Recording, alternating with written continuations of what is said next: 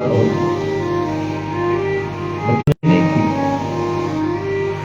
पिताजी जिसकी हर बात मानते थे, उनके वो मित्र थे, बच्चे उन्हीं के पास गए कि आज तो पिताजी इधर चले जा रहे हैं और पूछने में जवाब यही देते हैं समय कम है और जाना बहुत है।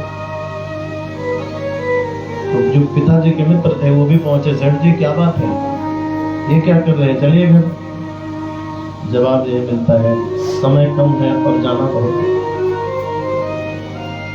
जो भी पूछे एक ही जवाब, समय कम है और जाना बहुत है। वृंदावन में पहुंचे, सेठ का नियम था कि वर्ष में एक बार जाए तो जितने गरीब अथवा संत लोग होते थे सबको कम्बल वितरित करता, इसलिए सब लोग जानते थे।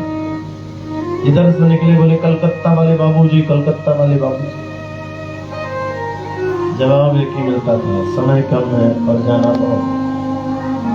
बिहारी जी के मंदिर में प्रवेश, पुजारियों ने आवाज लगाई, सेठ जी इधर से आइए, दर्शन कराएं, इधर से आइए। जवाब एक ही निकलता, समय कम है और जाना बहुत। जैसे ही पट खुलता है, बिहारी जी का दर्शन किया और बिहारी जी के चरणों में प्रणाम किया, ठाकुर समय कम है और जाना बहुत।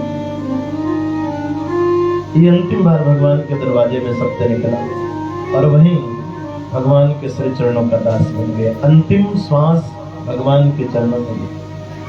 तो हमें कब किसकी बात भगवान के चरणों से प्रेम करा दे अथवा उस पथ को दिखा दे, इसका कोई भरोसा नहीं। कोई जरूरी नहीं कि पढ़ा लिखा व्यक्ति ही ज्ञान पूछे। जीवन में कितने लोग ऐसे हैं जिन्होंने अपना अनुभव किया है कि कब हमें किसके द्वारा ज्ञान प्राप्त हो जाए।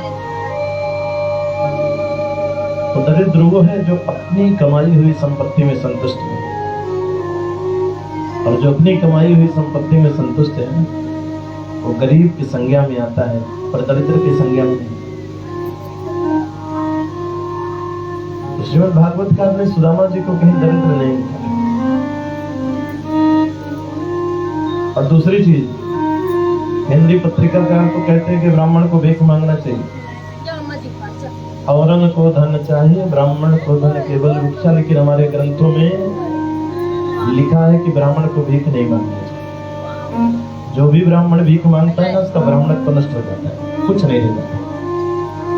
ब्राह्मण के लिए सत्कर्म बताया गया, 6 काम करिए आप, दान लीजिए, दान दीजिए, यज्ञ करिए, यज्ञ कराइए, विद्या पढ़िए और विद्या पढ़ाइए। कितना आपको अधिकार है।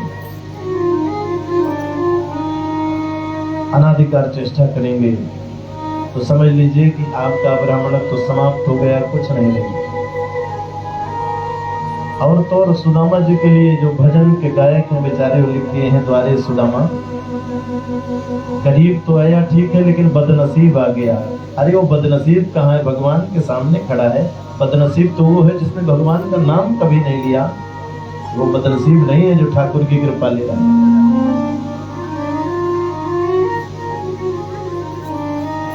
आज के प्रसंगों को सुनते हुए श्रीमद् भागवतकार की दृष्टि में सुदामा जी को दरिद्र नहीं, बड़ा सुंदर भाव दिया है। कृष्णस्यासि सखा कश्चित् ब्राह्मणो ब्रह्मवित्तमः विरक्त इन्द्रियार्थेषु प्रशान्तात्मा जितेन्द्रियः। परिचय कराया है। श्रीमद् भागवत के 2 अध्यायों में सुदामा चरित्र की कथा है, लेकिन इन 2 अध्यायों में कहीं सुदामा जी का नाम नहीं लिया गया, केवल उनकी विशेषताओं को बताया गया। शास्त्र कहता है प्रभाव से परिचय अच्छा नहीं माना जाता। आपके स्वभाव के द्वारा जो आपका परिचय है वो सहज और सुंदर माना। लेकिन यहाँ तो लोग सबसे पहले प्रभाव ही दिखाते हैं। मेरे बारे में बताना चला मैं कौन, इतनी गाड़ियां चलती हैं, इतने राइफल हैं, ये परिचय नहीं है। आपके परिचय का हेतु तो आपका स्वभाव है। अपने स्वभाव के माध्यम से परिचय कराइए। सुदामा जी का नाम कहीं नहीं लिया गया, केवल उपलब्धियों को बताया गया है। इन्होंने क्या क्या संस्कार अर्जित किए। कृष्णस्यासि सखा कश्चित्, भगवान श्री कृष्ण के सखा कौन? बोले कोई ब्राह्मण। ब्राह्मणो ब्राह्मणवित् समः, ब्राह्मण होकर के ब्राह्मण का कार्य क्या है, वृत्ति क्या है, उसको बड़े भाव से जानते हैं। और विरक्त इंद्रियार्थेषु, जिन्होंने इंद्रियों में विरक्ति ली। अगला संबोधन क्या कहता है? प्रशांतात्मा। प्रशांत किसे कहते हैं? एक होता है शांत और दूसरा होता है प्रशांत। शांत कौन है? आवश्यकता पड़ने पर जिसे क्रोध आ जाए वो तो शांत है, और जिसे आवश्यकता हो अथवा न हो, कभी क्रोध न आए, वो प्रशांत। भगवान को शांताकारम कहा गया है क्योंकि भगवान के भक्तों पर जब आतताइयों के द्वारा कष्ट दिया जाता है तो भगवान क्रोधित हो जाते हैं। हिरण्यकश्यप के द्वारा जब भक्त प्रहलाद को सताया जाने लगा तो भगवान को क्रोध आया और उन्होंने नृसिंह रूप धारण किया। तो बताया एक शांत होता है और एक प्रशांत होता है। शांत वो है जब आवश्यकता पर जिसे क्रोध आ जाए, लेकिन प्रशांत कौन है? आवश्यकता हो अथवा ना हो पर क्रोध नहीं आएगा। इसमें कौन है? दामा जी महाराज। प्रशांतात्मा जितेंद्रियः, इंद्रियों में जिन्होंने विजय पाई। इंद्रिय संयम सदाचारस्य मूले तिष्ठति। इंद्रिय संयम सदाचार की मूल है। और सदाचार क्या है? सज्जनों के द्वारा किया हुआ जो व्यवहार है वही सदाचार। तो सुदामा जी महाराज के बारे में बड़ी सुंदर बात बताएंगे। क्या बताएंगे? एक झोपड़ी बनी है, उसमें जो बारिश होता है, झोपड़ी के अंदर पूरा पानी जाता है, यथार्थ सत्य बात। बर्तन साबुत मात्र के नहीं है, ये भी सत्य बात। सुबह का भोजन हो गया, शाम के भोजन का ठिकाना नहीं, ये भी सत्य बात। लेकिन सुदामा जी महाराज दरिद्र थे, असत्य।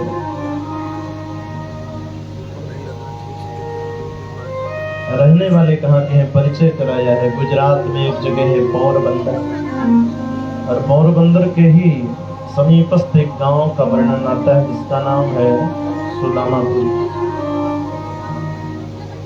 किन्हीं संतों के द्वारा खोज करने पर और जानकारी मिली है कि पांडे परिवार में इनका जन्म हुआ।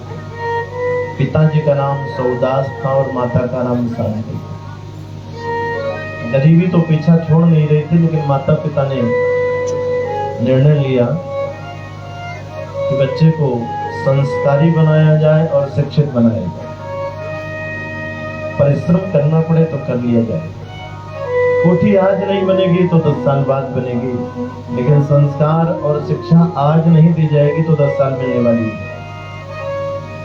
इसलिए इस समय आवश्यकता है कि बालक को सुंदर संस्कार दिया जाए और सुंदर शिक्षा दी जाए। हर माता पिता का ये निर्णय बड़ा ही सम्माननीय होता है, लेकिन माता पिता इस निर्णय को कम मानते हैं। बेटे के लिए कुछ इतना फिक्स कर दिया जाए कि कुछ न करे तो भी उसके लिए पेंशन आती रहे अथवा ब्याज आता है। ये निर्णय उचित है। आप बालक को शिक्षित करिए और संस्कारी बनाइए। आप जैसे संपत्ति को, आप जैसे मकान को कोठी में बदल देगा, कितनी कोठियां बना लेगा, लेकिन अगर नालायक निकल गया ना, आपकी जितनी भी धरोहर है ये 10 पीढ़ियों वाली ना, वो 1 ही साल 2 साल में बर्बाद कर दी। सौदास्वर शांति निर्णय किया, बच्चे को संस्कारी बनाऊंगी और शिक्षित बनाऊंगी। गुरुकुल में भेज दिया। सुदामा जी महाराज अध्ययन करके लौटे तो सत्संग में जाने लगे। और देखिए सुदामा जिसके मस्तिष्क में क्या लिखा है? 6 लक्ष्मी। लक्ष्मी का श्राप है, तेरे पास लक्ष्मी नहीं। सत्संग में जाया करते थे, जो कुछ मिलता है उसे लेके आते हैं। भगवान घर में विराजमान है, ठाकुर जी का भोग लगता है। और भूख लगने के बाद घर में जितने लोग हैं सब एक साथ बैठ करके भोजन करते हैं। आपने देखा होगा कोठियां तो बहुत बड़ी बड़ी बनाई जाती हैं, लेकिन उन कोठियों में दो घर अकेले एक ही एक होते हैं। एक का नाम है रसोई घर, दूसरे का नाम है पूजा घर। क्यों?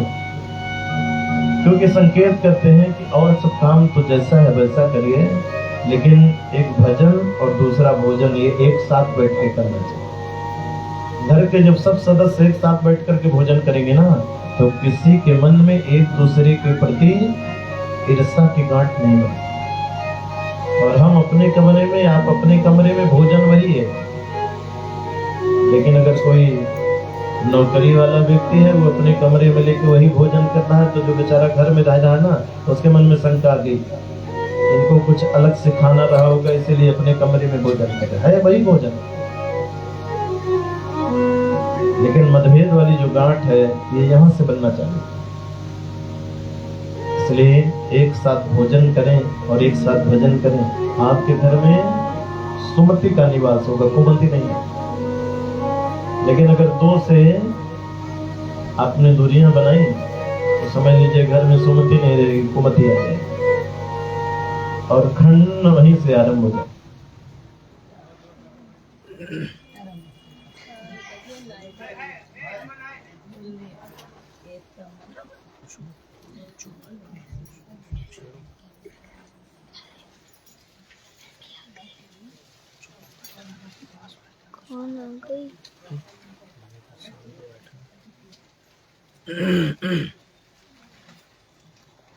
वोल्टेज कम होगा तो उठा लेना है।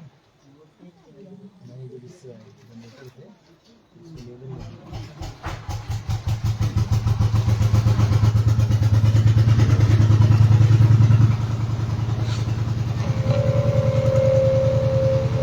बोलिए प्रदेव भगवान की जय हो।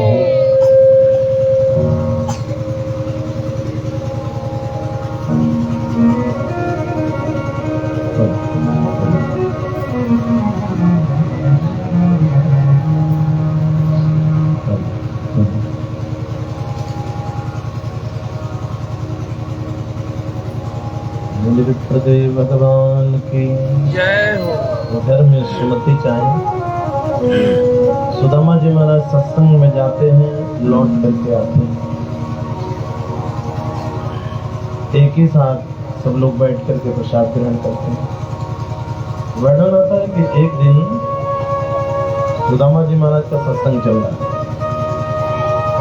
और आज के सत्संग में गर्गाचार्य जी महाराज की पत्नी और बेटी सुशीला भी गई। सत्संग का आनंद लिया। ये उस जमाने की बात है जब 5 वर्ष की बेटी का कन्यादान हो जाता है। सुशीला और उनकी माँ जब घर लौट के आई तो सुशीला की माँ ने गर्गाचार्य जी से कहा कि महाराज, आपको याद है आपकी बेटी 4 वर्ष की पूर्ण होकर 5वें में लग गई, क्या आपने कोई इसके लिए घर वर देखा? तो गर्गाचार्य जी महाराज ने कहा, परेशान होने की जरूरत नहीं, जैसे ही 5 वर्ष पूर्ण होने वाली होगी ना, वैसे विवाह कर दें, लेकिन उसके अनुरूप कोई वर भी तो मिले। गर्गाचार्य जी महाराज की पत्नी ने सुदामा जी के बारे में बताया। आज हम लोग सत्संग में गए थे, बड़ा ज्ञानी बना, बड़ा होनहार। यद्यपि गर्गाचार्य जी महाराज सुदामा जी के साथ सुशीला का विवाह नहीं करना चाहते। लगा कि हमारे फूलों जैसी बेटी जो महलों में पली है, वो झोपड़ी में कैसे रह पाएगी।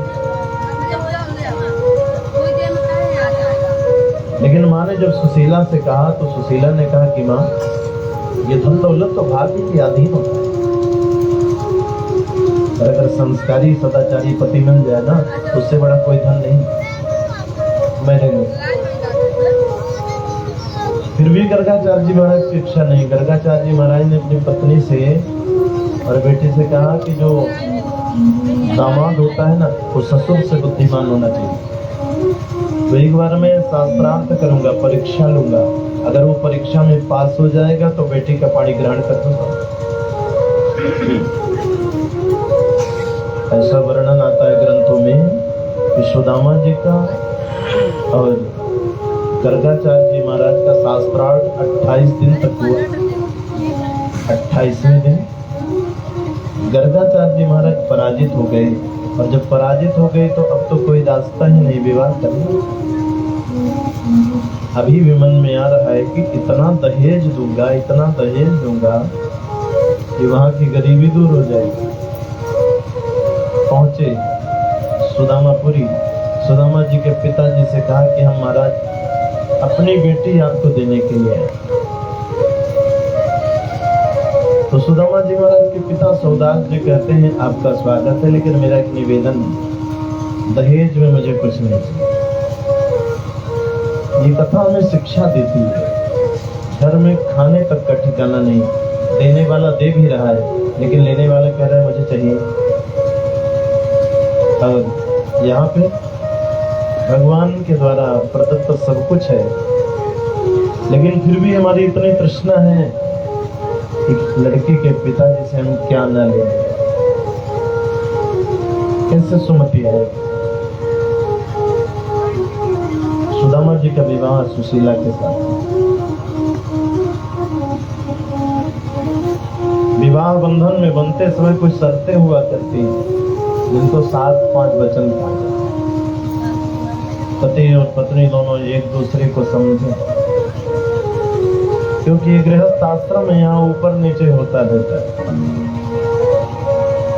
तो उसमें समझदारी की आवश्यकता है। इस ढंग से हमको गृहस्थ आश्रम को चलाना चाहिए। सुदामा जी ने कहा कि भाई आप बड़े घर से हैं, अभी भी कुछ बिगड़ा नहीं है, और हमारी परिस्थिति के बारे में आपको पता है, मेरे पास कुछ है नहीं। सुशीला ने कहा था कि स्वामी अगर निहित स्वार्थ के लिए कभी भी मैं आपको परेशान करूँ ना, आप मुझे निकाल दीजिए। सुदामा जी समझ गए, दाम्पत्य जीवन तो मेरा सुख में व्यतीत होगा, क्योंकि धर्म पत्नी संस्कारी है और संतोषी। विवाह हुआ। विवाह के पश्चात जब सुशीला महल को छोड़ करके झोपड़ी में प्रवेश करती है तो बड़े खुश हो गए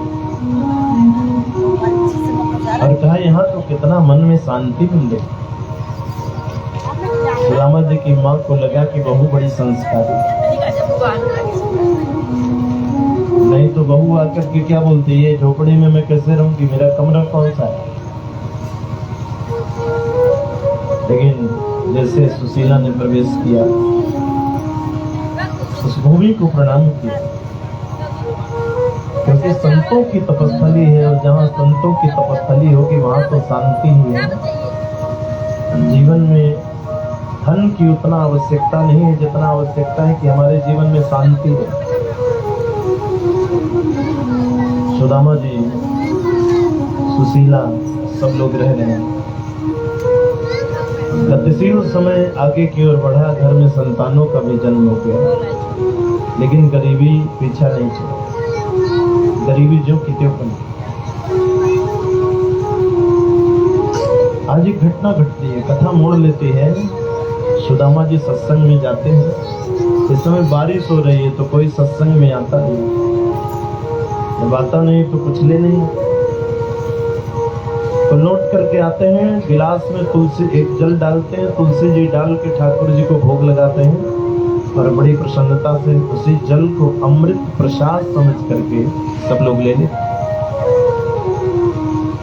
अभी तक तो ठीक चल रहा था, लेकिन आज बच्चों ने माँ सुशीला से कहा कि माँ आप रसोई घर में क्यों नहीं जाते, देखिए सबके घर में रसोइयों से धुआं निकल रहा है।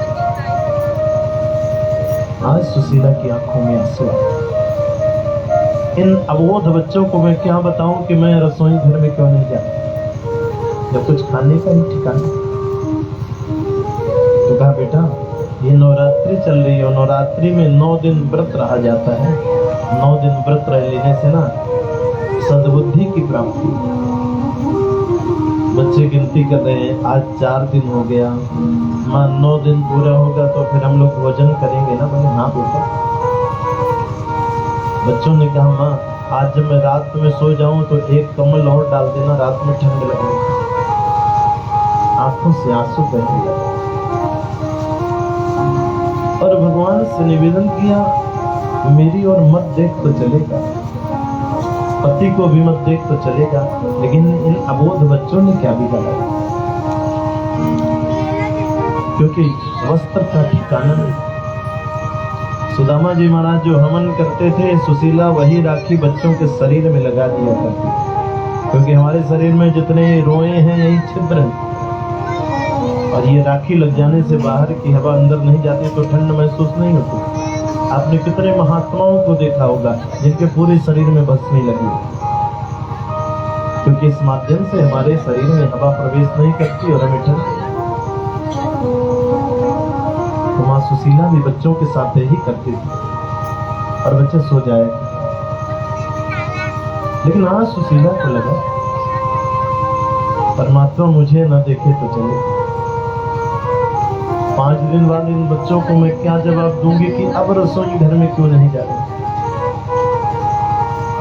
शाम का समय,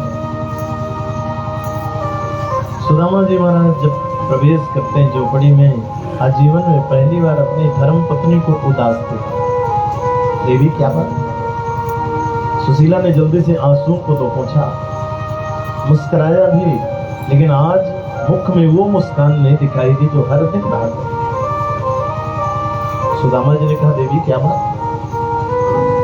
बोले कुछ नहीं स्वामी। सुदामा जी जब धर्म पत्नी की आंख में आंख डाल करके देखा ना, समझ गए कि आज गरीबी ने मेरी पत्नी को भी पछाड़ दिया, जो धैर्य को नहीं छोड़ती थी। आज उसकी आंखें बता रही हैं कि गरीबी ने तुझे भी झुका दिया। सुदामा जी महाराज विश्राम कर रहे हैं और सुशीला चरणों को दबा रही, क्योंकि आज किसी महात्मा ने बताया कि आपके जो पति हैं ना, वो भगवान श्री कृष्ण के मित्र, और भगवान श्री कृष्ण द्वारिका नाथ है, कुछ भी हो सकता है। सुशीला चरणों को दबाते हुए सुदामा जी से कहती, स्वामी एक प्रश्न पूछो आपसे। पूछिए देवी।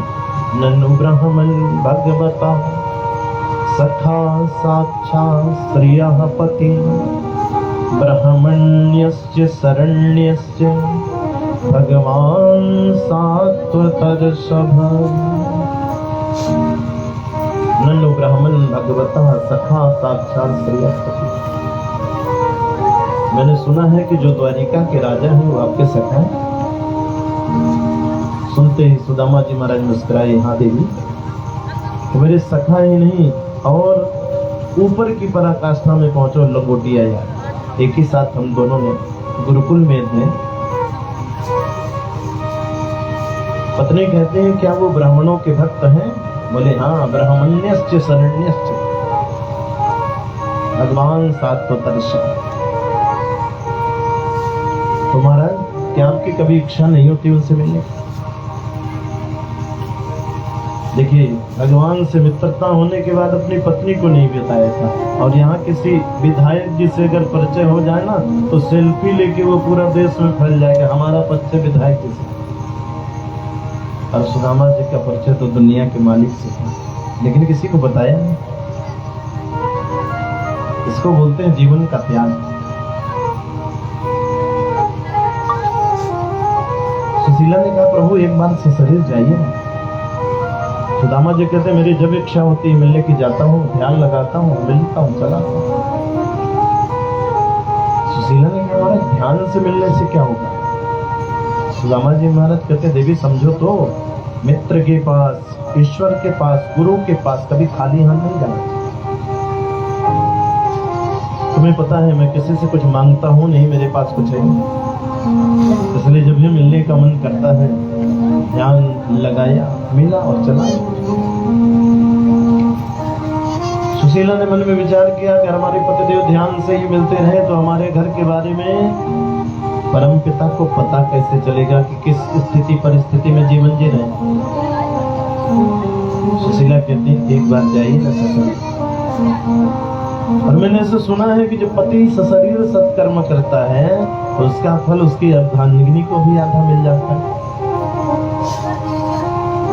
सुदामा जी कहते हैं जाऊं तो लेकिन समस्या कुछ होना भी तो चाहिए। सुशीला ने कहा महाराज इसकी चिंता मत करिए,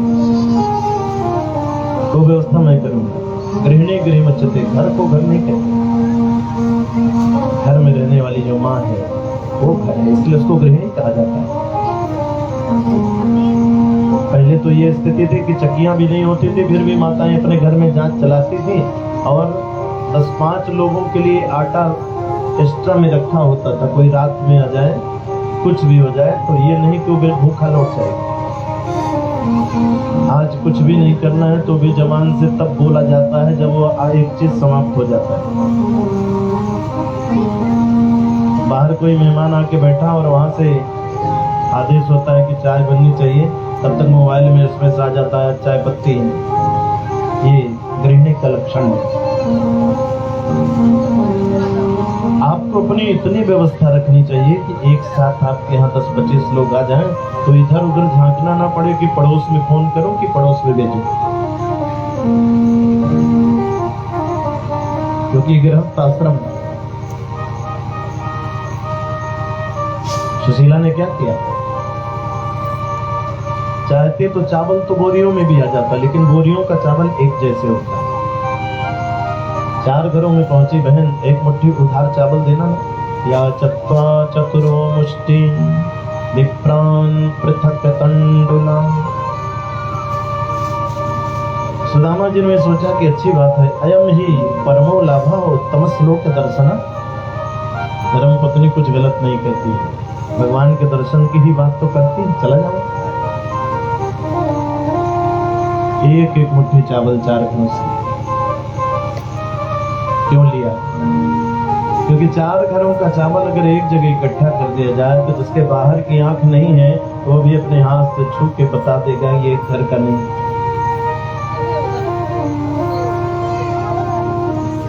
ये एक घर का नहीं है। इसलिए 4 घरों से उधार चावल। और देखिए बच्चे 4 दिन से भूखे हैं, चाहती तो 2 मुट्ठी चावल उससे निकाल के पका कोई बच्चों को भी खिला सकते, लेकिन नहीं, ये भगवान के निमित्त आए और जो जिसके निमित्त है वो उसी को मिलना चाहिए। और यहाँ धिक्कार है, बड़ी बड़ी संस्थाओं को चलाते हैं, गौशाला के नाम पे गाय के भूसे का भी पैसा हम पेट्रोल भरा के मोटरसाइकिल चला लेते, कैसे कल्याण होगा बताइए? गहराई से सोचने में व्यवस्था किया सुशीला ने, और एक ऐसे कपड़े में इस चावल को रखा जिसको अगर अधिक तेजी से दबा दिया जाए ना तो ये कपड़ा 2-4 भागों में तो बट ही सकता है। ऐसा क्यों किया? क्योंकि सुशीला को विश्वास है मेरे पतिदेव परमात्मा के सामने पहुंचेंगे और परमात्मा पूछेंगे सुदामा भैया क्या हाल चाल। तो इनकी जिभ्या से और मधुर मुस्कान से तो यही समझ में आएगा ब्रह्मा की बनाई हुई सृष्टि में मुझसे खुशहाल कोई नहीं, पर बिना इनके बताए परम पिता को सब कुछ पता चल जाए। ये है बुद्धिमत्ता और विशेषता। इसलिए सुशीला ने ये व्यवस्था की। सुदामा जी आए, चावल की पोटलियां धर्मपत्नी ने दी कि इसे मेरी तरफ से स्वामी को भेंट बोलिए। सुदामा जी ने कहा कि आपके बारे में अगर वो कुछ पूछे कि भाभी ने मुझसे कुछ कहा है तो क्या बताऊं? सुशीला ने मुस्कुराते हुए हाथ जोड़ करके कहा कि बताइए, दीनानाथ की बड़ी कृपा है। क्या कृपा है? बोले वैसे तो महीने में 2 ही एकादशी होती हैं, लेकिन बता दीजिए आपके आशीर्वाद से दास के घर में रोज एकादशी ही रहती, द्वादशी का नहीं। बस इतना बताइए। 1 मास 2 पाठ में 2 एकादशी हो, सो प्रभु दीन दयाल ने नित प्रतिदिन और कुछ मत कहिएगा, बस इतना ही बताइएगा कि वैसे तो महीने में 2 ही एकादशी होती, लेकिन आपकी कृपा से इस दास के यहाँ हर दिन एकादशी का ही परम महोत्सव रहता है। और कुछ नहीं कहा कि मेरे यहाँ क्या नहीं है क्या। ब्राह्मण देवता देहरी को प्रणाम किया और पत्नी से कहते हैं खूब भगवान का भजन करना। सुदामा जी महाराज वहां से हरिनाम स्मरण करते हुए चलते हैं। आइए हम और आप भी द्वारिकाधीश की शरण में ब्राह्मण देवता के साथ चलें। बोले भक्त वत्सल भगवान जय हो। मंदिर मंदिर में विराजे भगवान, चलो रे दर्शन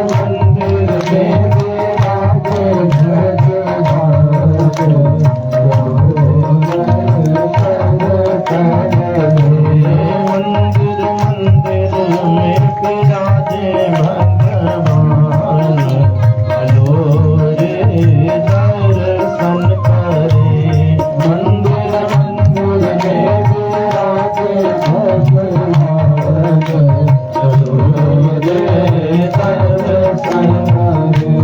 मंदिर मंदिर में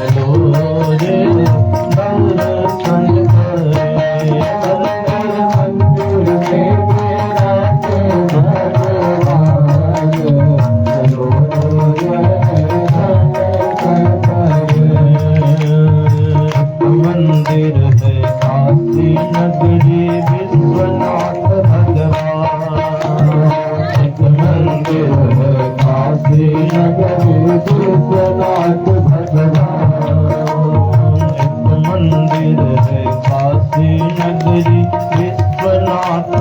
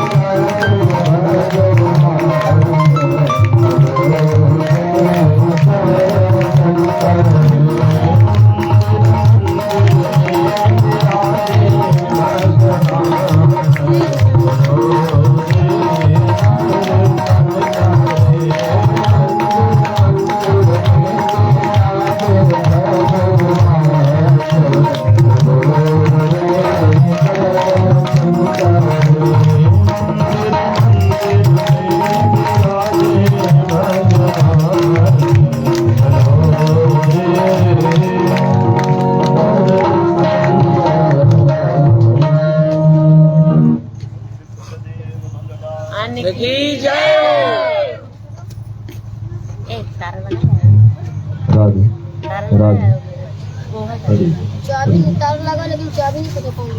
बोले प्रदेव भगवान की।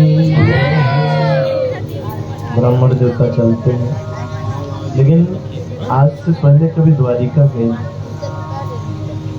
मन जब भी करता था तो ध्यान लगाते थे और ध्यान में ही दर्शन करके आते थे। चल तो दिया। सुखदेव जी महाराज ने वर्णन किया कि जैसे ब्राह्मण देवता चलते हैं ना, वैसे सुशीला ने संकल्प लिया कि जब तक मेरे पति नहीं लौटेंगे भोजन नहीं करें, अन्न का त्याग। वर्णन आता है कि सुदामापुरी से और द्वारिका कोई बहुत दूरी नहीं, लेकिन जो नहीं गया उसके लिए तो कुछ नहीं कहा जा सकता। सुदामा जी किसी से पूछे नहीं, इतना पता है कि समुद्र है और वही द्वारिका है। भजन में इतना लिप्त हुए कि भजन करते करते आगे निकल गए। कितना आगे निकल गए? रामेश्वरम पहुंच गए। आवाज आ रही, हर हर महादेव, हर हर महादेव। आंख खुली तो लगा अगर द्वारिका पूरी होती तो यहाँ राधे राधे गोविंद राधे ये सब होता है कि हर हर महादेव। तो किसी से पूछा भैया ये कौन सा स्थान है? भक्तों ने बताया महाराज जी ये रामेश्वर वही जगह है जहाँ प्रभु श्री राम स्वयं अपने हाथ से शिवलिंग की स्थापना। अच्छा भैया यहाँ से भी द्वारिका पूरी कितनी दूरी पे है? बोले बाबा जी आप तो पीछे छोड़ के चले गए। सुदामा जी को लगा कि देवाधिदेव महादेव की कृपा है कि पहले आप मेरे शरण में आइए, मेरा आशीर्वाद लीजिए तब उधर गए। सुदामा जी गए, समुद्र में स्नान किया, लाइन लगा के दर्शन करने के लिए चले। समीप जब पहुंचते हैं तो पुजारी जी ने कहा भैया अपनी अपनी मनोकामनाओं का स्मरण करिएगा, क्योंकि ये वो जगह है जहाँ आपकी मनोकामना पूर्ण होती है। सुदामा जी महाराज भी अपनी मनोकामना का स्मरण करते हैं। बाबा बेटा बेटी नहीं, धन दौलत भी लेने नहीं आया, नाती पोता भी नहीं, बस कन्हैया का दर्शन से। अपने अपने मनोभाव को सब लोग लेते हैं, क्योंकि ये उस जगह का सबसे सहज काम है कि जो मनोकामना को लेके आए उसकी मनोकामना को। राम जी महाराज ने स्वयं कहा था रामेश्वर स्थापना करी बोल उठे श्री राम, सब मिलकर स्तुति करें तो पूर्ण हो सब काम। इस दरवाजे पे जो आ जाता है वो मनोकामनाओं को पूर्ण करके। सुदामा जी ने भी अपनी मनोकामनाओं का स्मरण, कोई मनोकामना नहीं है, धन दौलत नहीं चाहिए, बेटा बेटी भी नहीं चाहिए, कन्हैया से मिलना है, बस वही सार्थक हो जाए। प्रणाम किया और वहां से प्रस्थान करते चले आ रहे थे। रास्ते में एक नदी मिल गई और इस नदी में कोई पुल का पता नहीं, कोई घाट नहीं दिखाई दे रहा है, कोई नाविक नहीं है, अंधेरा भी होने जा रहा है। अभी तक तो अपनी बस की बात थी, पैदल चलना था, चले आ रहे। अब तो मुझे सहारे की जरूरत पड़ गई।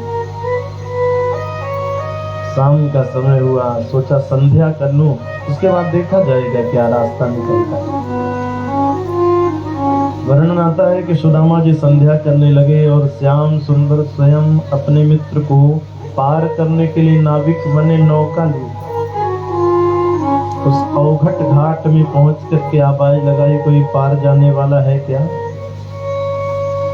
थकान के कारण जिसके मुख से आवाज भी नहीं निकल पा रही है, अंधेरा होने के कारण जिसका इशारा भी वहां तक नहीं पहुंच पा रहा है। अरे भैया मुझे पार चलो, पंडित जी जल्दी आइए। अन्यथा फिर अंधेरा हो जाएगा तो नाव नहीं चलेगी और इसके बाद कोई नाव आपको मिलेगी भी नहीं। सोचिए क्या करें।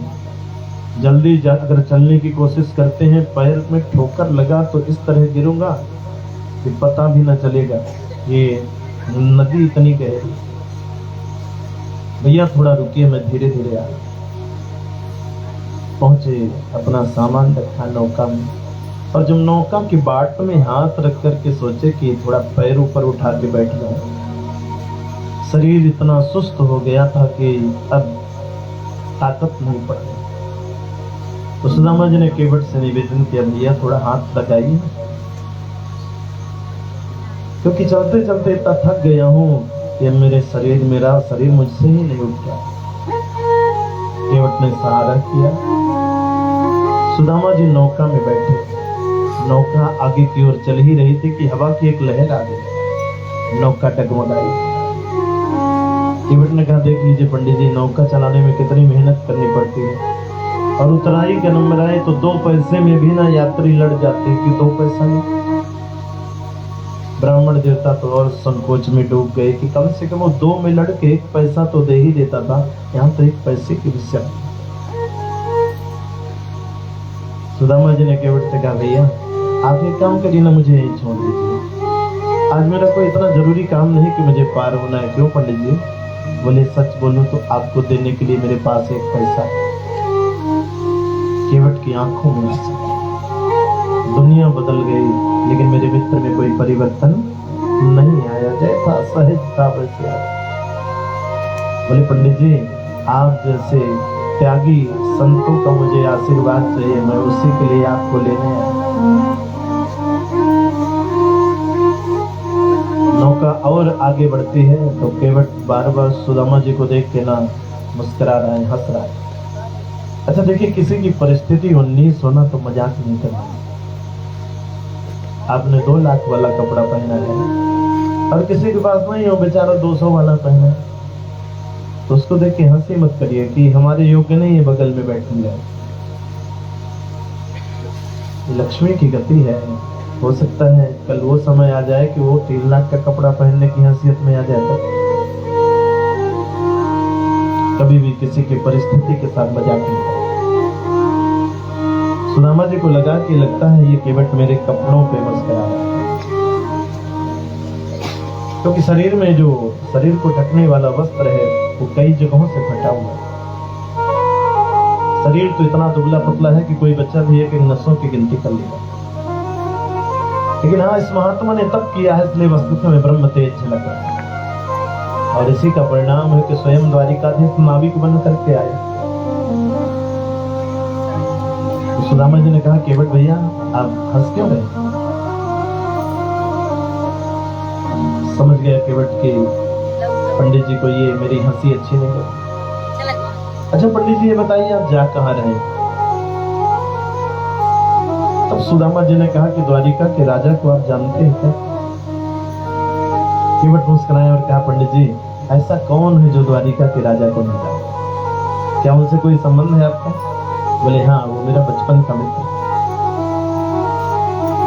केवट कहता है, रहने दीजिए पंडित जी, जिन्हें आप अपना मित्र बताते हैं उनकी खड़ाऊं भी सोने की, और आप जरा मिला लीजिए। सुदामा जी ने क्या कहा, केवट तू तो रह गया केवट का केवट। केवल तुझे इतना ही पता है नाव चलाना, लोगों को इस पार से उस पार करना है, लेकिन मेरा जो प्रभु है ना, इन कपड़ों को नहीं देखता, इस शरीर की चमड़े को भी नहीं देखता, पवित्र मन को देखता है। जिसका मन पवित्र है वही तो हमारे परमात्मा का सच्चा है। धीरे धीरे ये नौका उस घाट में पहुंचती है। सुदामा जी नौका से नीचे उतरे और केवट जी से पूछा कि भैया यहाँ से द्वारिकापुरी कितनी दूरी पे हो? केवट ने कहा, पंडित जी वैसे ज्यादा दूरी तो नहीं, लेकिन आपको देख के लग रहा है कि आप पैदल अगर 24 घंटा भी चलेंगे तो आधा किलोमीटर से ज्यादा नहीं चल पाए, तो 2-3 दिन तो मेरे हिसाब से आपको लग जाए। सुदामा जी सोचने लगे कि अभी 2-3 दिन और, धीरे धीरे घाट के ऊपर आए और कहा, सुन कन्हैया, यदि 1000 बार गरज होगी तो मुझे बुलाएगा। मानो भगवान कहते हैं कि भैया गरज ना होती तो क्यों नाविक बन करके आते, गरज तो है ही है। और मैं सोने जा रहा हूँ। तब तक सुदामा जी की दृष्टि अपने पैर में पड़ी। क्या देखा? बड़े बड़े फफोले निकले हुए, और आज ये पैर के छाले प्रश्न कर रहे हैं, द्वारिका जी प्रभु सुने हैं तो हृदय में निवास करता है, लेकिन आज तुझसे मिलने आया हूं तो रास्ते भर में रो रो करके पूछा पांव के छालों ने, बस्ती कितनी दूर बसा ली हृदय में बसने वाली। आज तक तो यही सुनने में आया था कि तू हृदय में निवास करता है, लेकिन आज तुझसे मिलने आया तो तू इतना दूर हो गया। लेट गई, नींद आ गई। और इधर भगवान ने अपने वाहन गरुड़ से कहा कि आप जाइए नदी के किनारे घाट में सोए हुए मेरे मित्र को लेकर, और इस तरह आइएगा कि वो सो रहे हैं, उनकी नींद भी भंग नहीं होनी चाहिए। महाराज मैं तो पहचानता नहीं। भगवान ने कहा केवल मस्तिष्क को देखिएगा, तन फटे कपड़ों से ढका है, बिल्कुल ध्यान मत दीजिए। शरीर में झुर्रियां पड़ गई हैं, उधर भी मत दीजिए, लेकिन इस मस्तिष्क को देखिएगा। अगर मेरा मित्र होगा तो तप का तेज जरूर दिखाई देता है। गरुड़ जी पहुंचे वहां पे, और जैसे प्रभु ने कहा था उसी तरह के एक सज्जन वहां पे सो। लेकिन प्रभु ने कहा है कि जगाना भी नहीं, नींद भी खराब नहीं करना, कई दिनों का थका हुआ है। अब क्या करें? इधर भगवान की माया। उसी समय सुदामा जी महाराज नदी की ओर कर्मठ बदलने वाले थे। गरुड़ जी ने वही अपने पंख को लगाया और ब्राह्मण देवता कर्मठ के सहारे गरुड़ जी की पीठ में उठाया, लेके चले द्वारिका के सभा भवन की पहली सीढ़ी में ले आके विराजमान सो रहे हैं। भगवान की माया से पुनः कर्मठ लेने का मन हुआ, और जैसे ही कर्मठ लेते हैं सीढ़ी में आए। इधर गरुड़ जी ने जाकर के सरकार को हाजिरी लगाया कि आपका काम है। भगवान प्रसन्न हुए, बहुत अच्छा।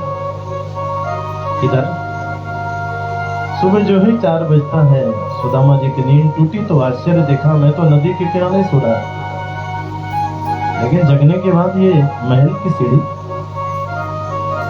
क्या ये द्वारिकापुरी तो नहीं?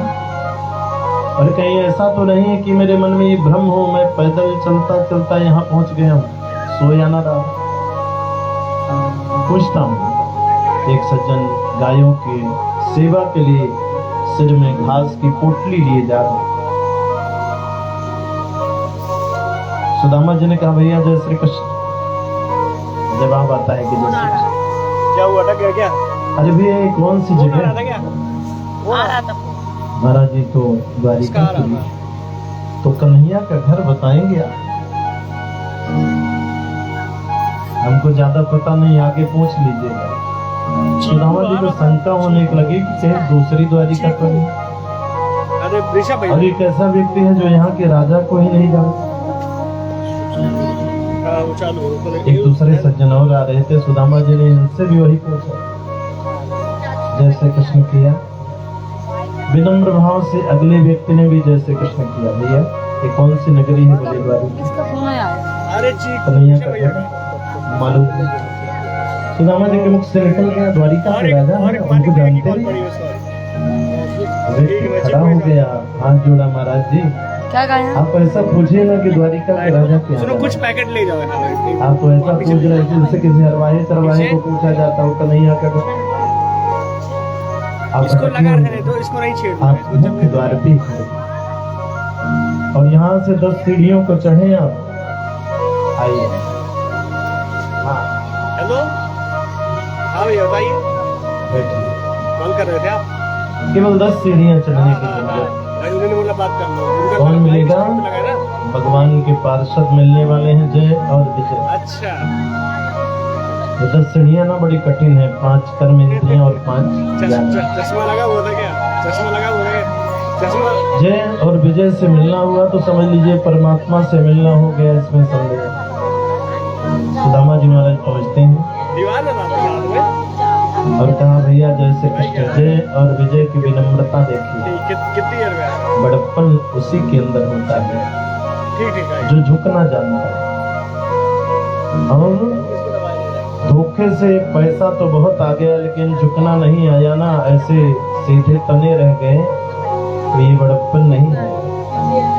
ये बड़प्पन आने में 3 पीढ़ियां बीत जाएंगी। शास्त्रों में लिखा है दोषीलो पितृ दोषेण मातृ दोषेण मूर्खता कार्पण्य वंश दोषेण आत्मदोषा दरिद्रता। अगर आप चरित्रहीन है तो किसका दोष है? दोषीलो पितृ दोषेण। संतान चरित्रहीन है तो पिता का दोष होता है। मातृ दोषेण मूर्खता, अगर संतान मूर्ख है तो माँ का दोष। कार्पण्य वंश दोष है, कृपणता और उदारता ये हमारे वंश का दोष है। दादाजी अगर उदार थे तो 3 पीढ़ी उदारता चलने वाली है, और दादाजी अगर दरिद्र थे तो 3 पीढ़ी दरिद्रता भी चलेगी। करोड़ों हो लेकिन मौके में सब्जी कम ही हो जाएगी, बढ़ने वाली है। और अगर उदारता है तो भले कुछ ना हो, किसी से कर्ज लेके व्यवस्था करना पड़े, लेकिन सामाजिक कार्य में किसी चीज की कमी नहीं है।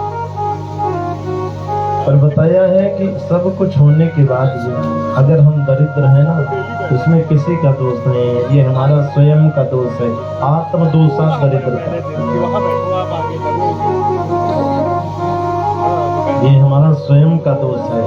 अदत्त दानाच्च भवेत् दरिद्री दरिद्र भावाच्च करोति पापम पाप प्रभावम नरकम प्रयान्ति पुनः दरिद्री को निर्योपा। दरिद्रता ही हमको 84 लाख योनि में भटकने के मार्ग को प्रशस्त कर देती है, इसलिए बचना चाहिए। पाप का कारण दरिद्रता ही है। सुदामा जी महाराज ने द्वारपालों से कहा कि भैया हम कन्हैया से मिलने के लिए आए हैं, वो मेरे बचपन के मित्र हैं, आप जाइए और उनको केवल मेरा नाम सुदामा बताइएगा बस। द्वारपालों ने क्या कहा, अगर आप अकेले जाएं प्रभु तो भी कोई मना करने वाला नहीं, मैं भी लेके चलूं तो कोई ये नहीं कहेगा क्यों लेके आए, लेकिन क्षमा चाहता हूं। अभी अभी महल से एक सूचना मिली है, भगवान प्रसाद ग्रहण करके विश्राम करने वाले। मैं जाता हूँ, अगर विश्राम में न गए होंगे आपके परिचय का निवेदन कर दूं। ये लिखा है जी, देख तो रहे हैं। भैया सुनो, मेरी ये स्थिति देखकर ये मत सोचना मैं कुछ मांगने आ जाऊँ। ना मुझे बेटा बेटी चाहिए, ना धन दौलत चाहिए, मैं तो केवल मिलने के लिए आया। जय और विजय जाते हैं। भगवान प्रसाद ग्रहण करके तांबूल दबा ही रहे थे कि पहुंच चरणों में लेट करके प्रणाम किया। सरकार शयन में धृष्टता डालने के लिए दास क्षमा चाहता है। भगवान ने कहा कैसे आना हो, पैक करे रहो, बंद न करना। एक ब्राह्मण देवता बहुत है। आज कल से ज्यादा भीड़ है। शरीर तो इतना खिसकाए है कि एक बालक भी नसों की गिनती कर ले। शरीर में जो वस्त्र है वो भी कई जगहों से फटा है। देखिए, किसी चीज का सदुपयोग तो करिए लेकिन दुरुपयोग न करिए। कितने लोग हैं जिनके अलमारियों में बहुत सारे कपड़े जीवन में पहने ही नहीं जाते, पड़े पड़े सड़ जाते हैं। शायद अगर उन्हें किसी गरीब तक पहुंचाया जाए, उनका भी तन ढके और उनके गरीबी में भी आपका सहयोग हो जाए, ठंड से बचे। द्वारपालों ने दुनिया से बताया कि ब्राह्मण देवता ने अपना नाम सुदामा बताया। सुखदेव जी महाराज वर्णन करते हैं कि जैसे ही कन्हैया ने सुदामा जी का नाम सुना, केवल मुख से इतना निकल करके आया कि लेके तो नहीं आए, खड़े हुए और चले नहीं, दौड़ लगा। आज खड़ाऊ पहनने का होश नहीं, खड़ाऊ तो पहन ली। जैसे जैसे ही दौड़ते हैं ना, पीताम्बर कहाँ गिर गया हवा के वेग में पता ही नहीं चला। बात कराओ। और तो और इतना तीव्र गति से भगवान दौड़े कि जो भगवान का आयुध शंख है ना, वेग से जो हवा उसमें प्रवेश की उस कारण बचने लगा। जेंट्स बैठे हैं दीवार पर, उनको पीछे ले आऊंगा। भगवान के जो महामंत्री उद्धव जी हैं उनको आश्चर्य होने लगा। हाँ ठीक है, बोल दे रहा हूँ। आज कौन ऐसा महापुरुष आ गया जिसका नाम सुनते ही द्वारिकाधीश सब कुछ त्याग करके दो। एक बार विधाता ब्रह्मा जी भी जब आते हैं ना, उनको भी 3 दिन प्रतीक्षा करना पड़ता है। लेकिन आज जी कौन है?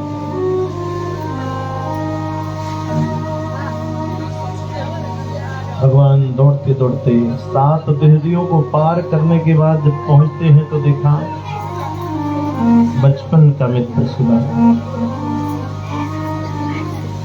कुछ बोले तो नहीं, लेकिन आंखों में आंसू आए और अपने आप को धिक्कारने लगे कि धिक्कार है मुझ जैसे त्रिलोकी नाथ को, अपना फोन नहीं है ना, अपने एक मित्र की गरीबी को दूर नहीं किया।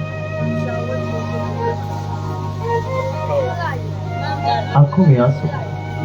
सुनो, भागवतकार वर्णन करते हैं कि रोया तो सुदामा जी ने भी, लेकिन सुदामा जी अपने आंसुओं को पी लिया। नहीं सुदामा, दिखावा नहीं करना। लोगों की दृष्टि बड़ी विचित्र है, देखने वाले क्या सोचेंगे? कुछ मांगने आया है, माया फैला रहा है, इसलिए सुदामा जी अपने आंसुओं को पी। और वर्णन आता है जो कन्हैया जीवन में कभी नहीं रोया, आज एक मित्र की गरीबी ने उसे डूबीला रोया। रोया नहीं कभी जो वो श्याम रो रहा है, रोया नहीं कभी जो वो श्याम रो रहा है, रोया नहीं कभी जो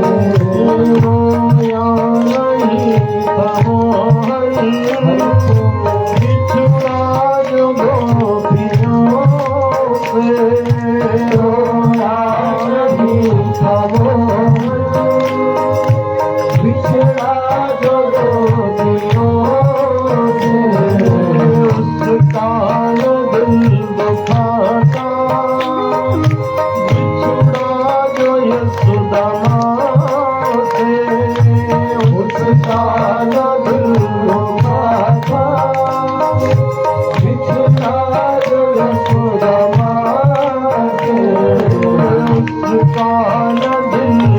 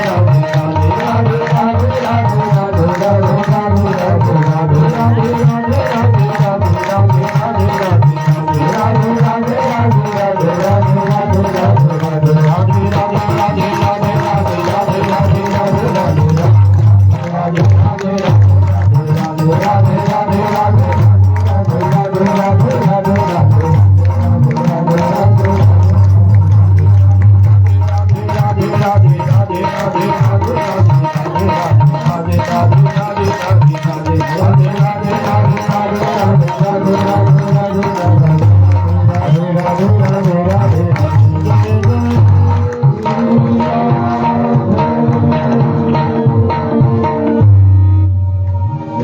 रानी सरकार ब्राह्मण देवता सम्मुख पहुंचे ना, परमात्मा ने अपने आप को धिक्कारा कि धिक्कार है वो जैसे त्रिलोकीनाथ तो कि अपने मित्र की गरीबी को दूर नहीं करता। आज ऐसा लगा जैसे इन आंखों में आंसू नहीं समुद्र आया। क्यों?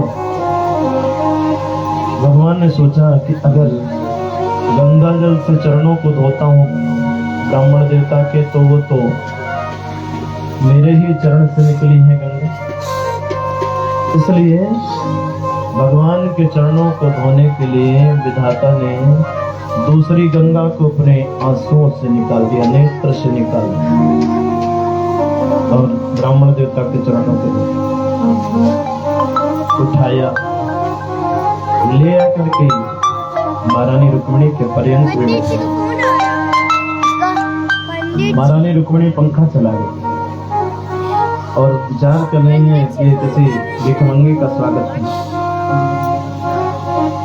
त्रिलोकीनाथ जिनके चरण में बैठ करके चरणों की सेवा करें कोई सामान्य नहीं होते, कोई तो तपस्या की है। चरणों में जैसे हाथ घुमाया तो देखा कांटे लगे, इशारा किया कि सुई की व्यवस्था की जाए, लेकिन सुई लाने में विलंब होता है। तब तक परमात्मा ब्राह्मण देवता के चरणों में अपना मुख लगाया और दांत से कांटे को काटा। जैसे ही विराजमान होते हैं भगवान ने पूछा सुदामा भैया क्या हाल चाल। मुस्कुराते हुए सुदामा जी ने कहा कि कन्हैया ब्रह्मा की बनाई हुई सृष्टि में मुझसे खुशहाल कोई नहीं, क्या वर्णन। भगवान मन ही मन कहते हो तो आपकी शकल ही बता रही पंडित जी जितना खुशहाल है। भगवान ने अपनी धर्म पत्नियों को आदेश किया, भगवान शिव का अभिषेक तो कई बार आप लोगों ने किया हो, आज अगर समय मिल रहा है तो क्यों ना ब्राह्मण देवता का अभिषेक किया जाए। जाइए जल लेके आइए, ठंड का समय। भगवान की 16,108 पटरानियां कलश लेके जब गोमती नदी की ओर चलती है ना, सुदामा जी लाइन देखे तो हिलने लगे। एक बाल्टी में नहाता हूँ तो 2-3 घंटे ठंड नहीं जाती, और इस 16,108 कलश से नहाऊंगा तो पत्नी के पास सूचना पहुंचेगी कि आज से 13वें दिन त्रयोदशा शांति का निमंत्रण। विचार किया, पत्नी की ओर इशारा करते हुए अच्छा पत्नी भेजिए, इसीलिए भेजा है क्या। कन्हैया को बुलाया, बोले लाना एक बात कहूं, एक ही कलश से मुझे नहलाओ ना। क्यों पंडित जी? बोले इतने कलश से नहाऊंगा ना तो ठंड दूर नहीं होगी, जान खतरे में हो जाएगी। तो भगवान ने कहा अगर इससे नहाओगे तो 16,107 तो अपना अपमान मान जाएगा। ब्राह्मण देवता कहते हैं अगर इनका हम सम्मान करें तो हमारी तो जान ही चली जाएगी। भगवान ने कहा आदेश करीबी परवर क्या करना चाहिए। सुदामा जी ने कहा एक काम करिए, एक कलश के जल में सबका हाथ स्पर्श करा दीजिए, आप उठा के मुझे नहला दीजिए, इनका सम्मान भी बना रहे और आपके मित्र की जान भी बचे। भगवान ने अपनी पटरानियों से कहा कि सब लोग इस कलश के जल का स्पर्श करिए। सब लोगों ने किया। कन्हैया ने उठाया, ब्राह्मण देवता का अभिषेक किया, 150 प्रकार पूजन किया। नंबर आया भोजन, 56 भोग की थाली सामने आई। ऐसा नहीं कि ब्राह्मण देवता ने कभी देखा नहीं था, टूट पड़े होंगे। थाली सामने रखी गई। कन्हैया ने निवेदन किया कि ब्राह्मण देवता स्वीकार करिए, लेकिन सुदामा जी कहते हैं कन्हैया एक साथ बैठ करके भोजन किए देखो कितने दिन बीत गए, वर्षों बीत गए। आज अगर समय मिला है आओ दोनों लोग आमने सामने बैठ के भोजन करें। दोनों मित्र आमने सामने बैठते हैं। एक वो मित्र है जिसकी खड़ाओं भी सोने की है, और दूसरा मित्र है अंग वस्त्र भी जिसके कई जगहों से फटे, लेकिन दोनों के मन में समानता कितनी सुंदर। भोजन करने बैठते हैं। भगवान बचपन की यादों में सुदामा जी को उलझा देते हैं, क्योंकि सुदामा जी ने ही बचपन की याद चालू की। तो कन्हैया ने कहा कि भैया एक बात पूछूं? पूछिए। हम लोग देखिए आपसे हंसी किया करते थे, आपको चिढ़ाया करते थे कि भैया विवाह करोगे। आपका जवाब होता था, नहीं भैया मुझे संसारी नहीं बनना है, विवाह नहीं करना है। विद्यालय से शिक्षा पूर्ण हुई, आप अपने यहाँ गए, मैं इधर आई। उसके बाद कोई परिवर्तन हुआ या वैसे ही चल रहा है? सुदामा जी समझ गए कि इसकी जो पहले से आदत है, जिस चीज में लग जाए जब तक खोजबीन नहीं कर लेता इसको शांति नहीं मिलती। बोले हाँ भैया, बिल्कुल इच्छा नहीं थी, लेकिन अपने ऊपर का भी कोई इस तरह का भगवान है, माता और पिता। उन्होंने कहा बेटा तुम्हें विवाह करना। जवाब नहीं दे पाया, विवाह किया। और आपकी भाभी का नाम सुशीला। भगवान मुस्कुराए और इशारे से खोदा। पंडित जी ने कहा क्या बात है? बोले बड़े कंजूस निकले, विवाह भी कर लिया और एक बार निमंत्रण भी नहीं दिया। सुदामा जी ने कहा हम तो भैया कंजूस निकले, लेकिन आप कितना उदार चरित्र निकले वो बता दीजिए। हमने तो एक ही विवाह किया, आपने कितने? भगवान ने कहा 16,108 की, ज्यादा तो नहीं किया। तो बोले आपने मुझे कितने बार निमंत्रण किया? भगवान ने कहा मेरे विवाह में आपके विवाह में अंतर है आदरणीय पंडित जी। आपका विवाह देखने वाले लोग आए हुए, मंडप, हल्दी, सब शादी हुई। और मेरे विवाह के बारे में सुनेंगे पंडित जी तो आपको हंसी आएगी। 3 बजे तक कोई बात नहीं, 5 बजे घर में बहू आ जाती है, तो किसको बोलो कार्ड छपवाओ, किसको बोलो निमंत्रण देने जाओ। लेकिन मेरा मतलब वो नहीं है। मेरा मतलब ये है कि भाभी जी अगर घर में हैं तो मेरे लिए उन्होंने क्या सोचा है। सुदामा जी महाराज समझ गए, झूठ बोलने वाले तो थे नहीं। बताऊंगा तो दूंगा भी, लेकिन ये सब पटरानियां अपने अपने कमरे में चली जाकर अभी ये निकाल के दूं ना तो ये क्या सोचेंगे? जिनसे इतना मैत्री है, जिनके ऊपर इतना टूट रहे हैं, वो लेके क्या आया है चावल। तो कहा देखो भैया बचपन की बात चल रही तो वही पूरी हो जाए, उसके बाद इधर देखा जाए। लेकिन भगवान बार बार घुमा फिरा के वहीं पे आ जाते थे। भाभी जी ने मेरे लिए क्या भेजा?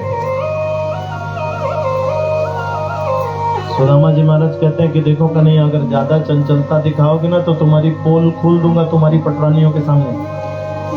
भगवान की रानियों ने कहा महाराज क्या करते थे बचपन में, जरा पोल खोलिए ना, इनका पोल खोलिए। सुदामा जी ने कहा देख लो सत्ता सब मेरे ही साथ चल रही है, सोच लो क्या करना है। तो भगवान ने धीरे से कान में कहा तुम्हारे पोल खुलने से यहाँ कुछ बिगड़ने वाला नहीं है। क्यों? वही लीला से तो प्रभावित होकर के सब मेरी अर्धांगिनियां बनी। लेकिन पटरानियों ने कहा कि क्या करते थे? सुदामा जी महाराज कहते हैं कि ये बचपन में सबसे जाके ना दही मांगल करता है। तो भगवान की पट्टियां मुस्कुराते हुए भगवान की ओर देखते हैं और सुदामा जी महाराज सारी बातें बताते हैं। महदय दे दधि का दान है गोपी बरसाने के। महदय दे दधि का दान गोपी बरसाने के। महदय दे दधि का दान है गोपी बरसाने की। दे दधि का दान गोपी बरसाने की। गोपी बरसाने की,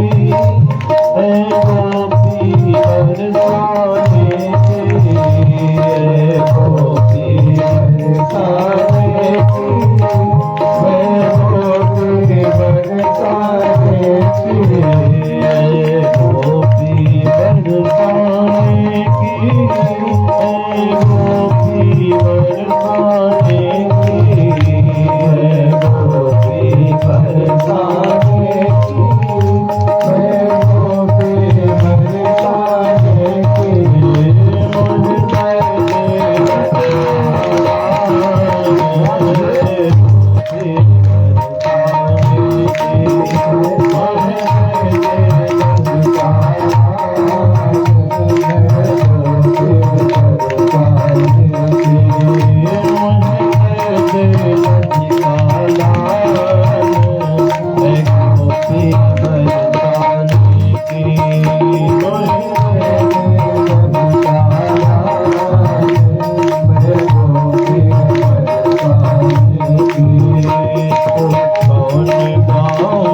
की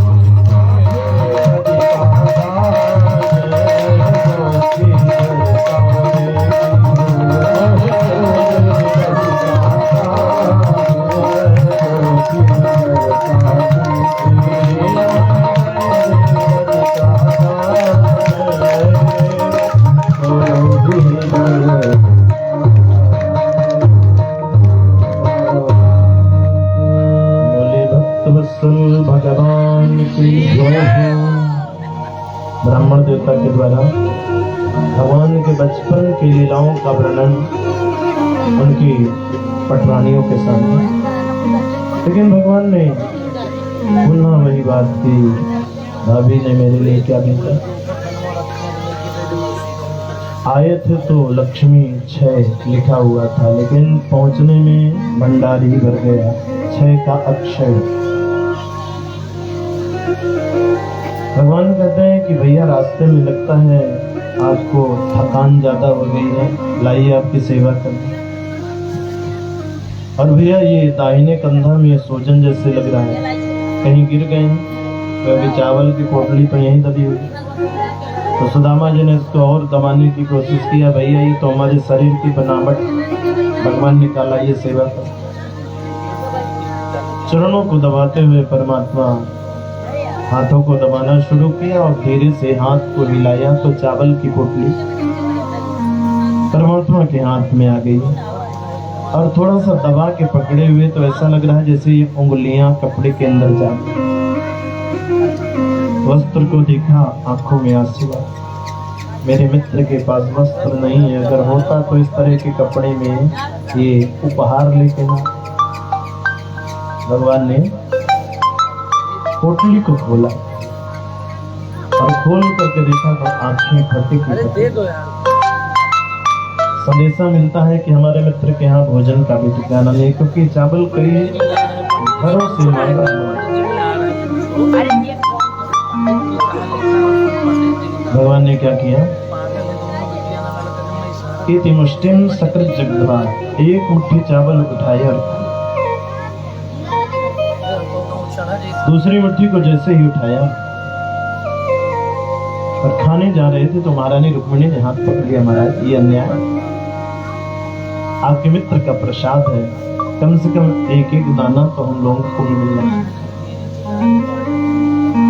मुट्ठी जो एक उठाई बड़े स्वाद से है खाई, मुट्ठी जो एक उठाई बड़े स्वाद से है खाई, मुट्ठी जो एक उठाई बड़े स्वाद से है खाई, मुट्ठी जो एक उठाई स्वाद से खाई, दूजी उठाई जब तो अकुला उठी है माई, दूजी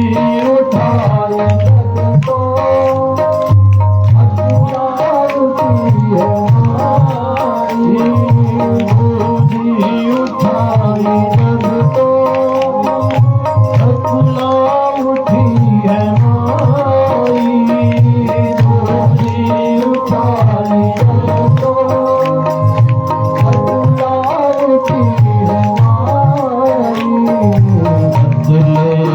चावलों के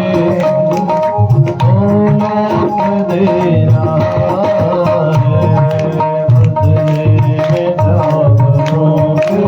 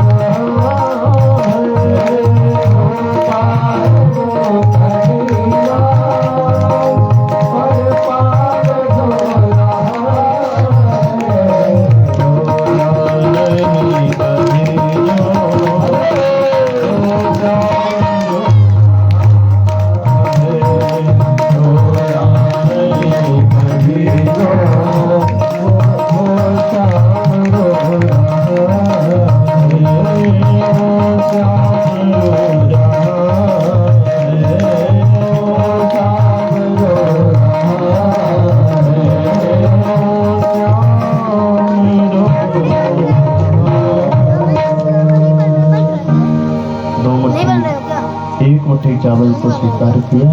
2 लोगों की संपदा बिना मांगे सुदामा जी को मिली। क्यों मिल गई?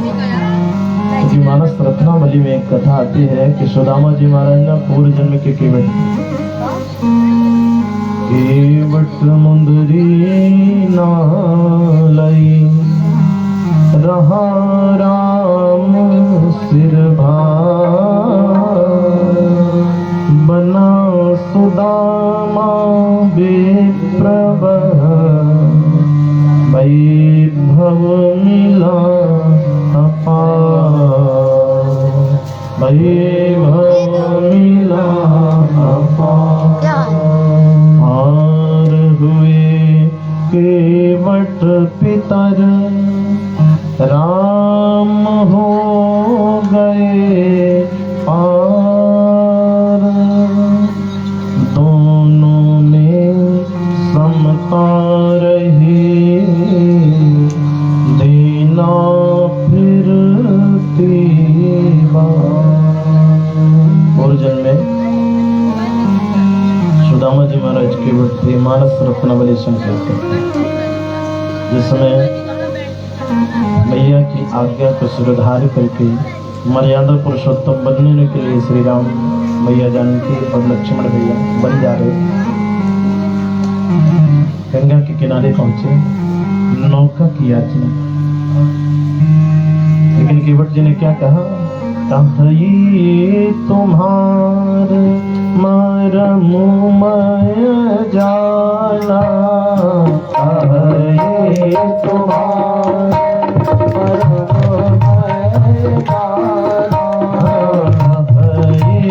तुम्हार मरम मैं जाना,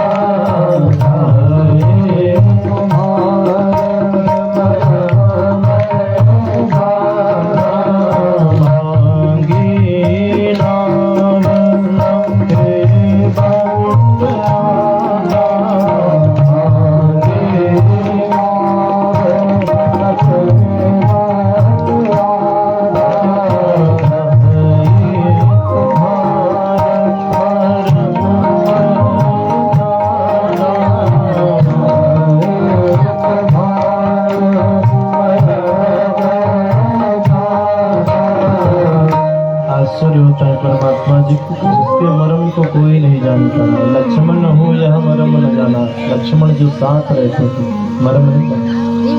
कौशल्य हो यह मरम न भाता। जो माँ ने जन्म दिया वो राम जी के मरम को नहीं जाना। चक्रवर्ती जी मरम को नहीं जान पाए, लेकिन केवट जी कहते हैं हम आपके मरम को जानते हैं। क्या जानते हैं? बोले सरकार वो दृश्य मैंने देखा है जब आपने वामन से विराट रूप धारण करके राजा बलि का सब कुछ तो पग में ही ले लिया। कोई छोटी सी नौका आप पार नहीं कर सकते, लेकिन ये मुझे मालूम है कि गंगा आपकी बेटी है और कोई भी पिता अपनी बेटी को लांघता नहीं। देखिए केवट गंगा के किनारे नाव चलाता है। गंगा के किनारे 2 भक्ति होती है, एक का नाम है सकाम भक्ति, दूसरे का नाम है निष्काम भक्ति। सकाम भक्ति तो वो है आप गंगा के किनारे सब्जियां लगा लेते हैं, खेती कर लेते हैं, उससे जीविकोपार्जन कर लेते हैं बेच कर। लेकिन निष्काम भक्ति वो है नौका चलाने वाली। कोई संत महात्मा आया तो बिना पैसे के भी पार करना। तो केवट की निष्काम भक्ति, इसलिए केवट कहता है कि महाराज मैंने आपको मरम खाना है और वो भी सुना है। छुअत सिला भई नारी सुहाई, छुअत सिला भई नारी सुहाई, बाहन पे न काट कठिनाई, बाहन पे न काट कठिनाई, धरनी बमनी धरनी है जाई,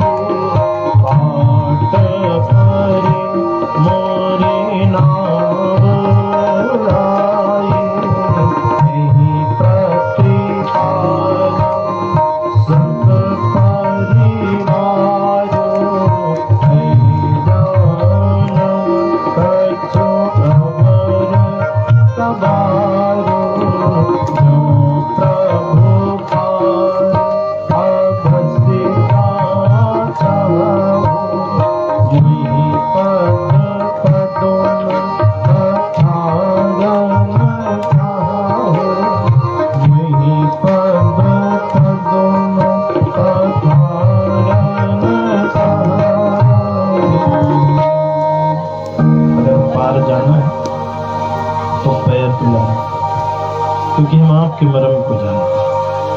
और महाराज आपकी बढ़ाइए नहीं, मुझे कुछ चाहिए नहीं।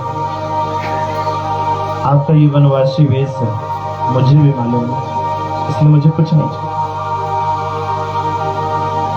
और इतने में भी सौगंध ना हो तो आपके पिताजी की सौगंध है, अगर मैं आपसे कुछ मांगू तो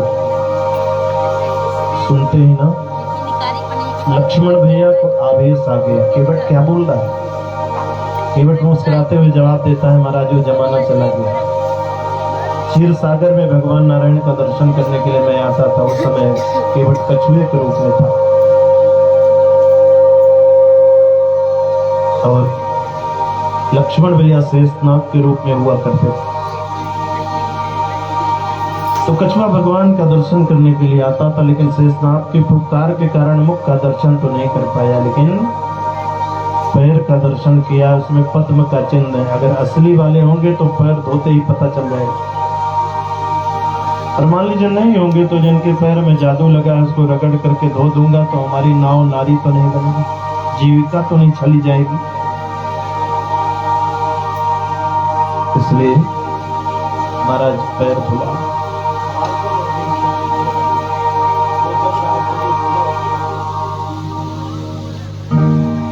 चरण तो धुलाई दी, काम बन जाए और कुछ भी नहीं चाहिए। लक्ष्मण जी आवेश में आते हैं, ऐसी बात करते हैं तो केवट कहता है वो जमाना चला गया, आज वो समय नहीं। आप मुझे अगर मारते भी है ना तो मेरा सौभाग्य है।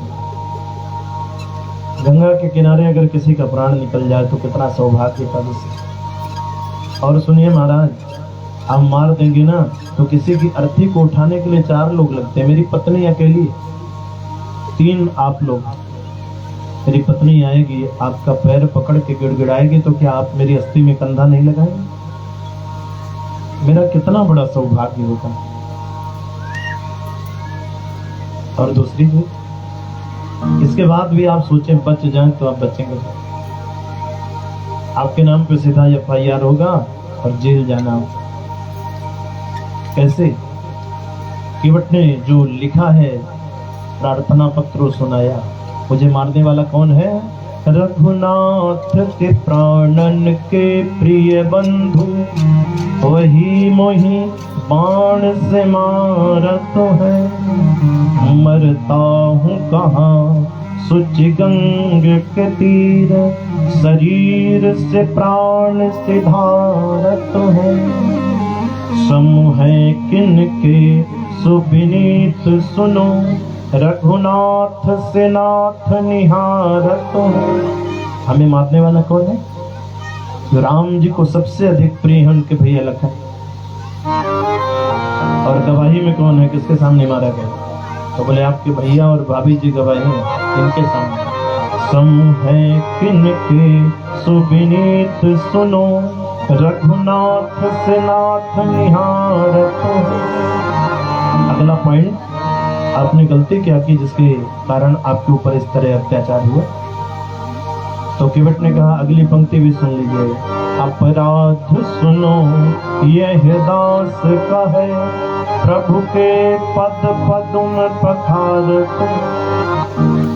अपराध मेरा यही है कि मेरा एक ही व्यापार है, नौका चलाना और लोगों को इस पार से उस पार पहुंचाना। इनके कारनामों को मैंने सुना है, जिसे जिसे इन्होंने पूछा है उसमें परिवर्तन आया है। कहीं मेरी नौका भी जादू के कारण नारी न बन जाए, इसलिए मैंने यही निवेदन किया आपके चरणों को दो और मेरा कोई अपराध। लक्ष्मण भैया ने सोचा यहाँ तो टेढ़ी आंखों को करना एकदम गलत होगा, लाभ मिलने वाला है, क्या करें? राम जी महाराज की ओर केवट ने इशारा किया, सरकार रास्ता एक ही है, अगर पार जाना है तो पैर तो धुला।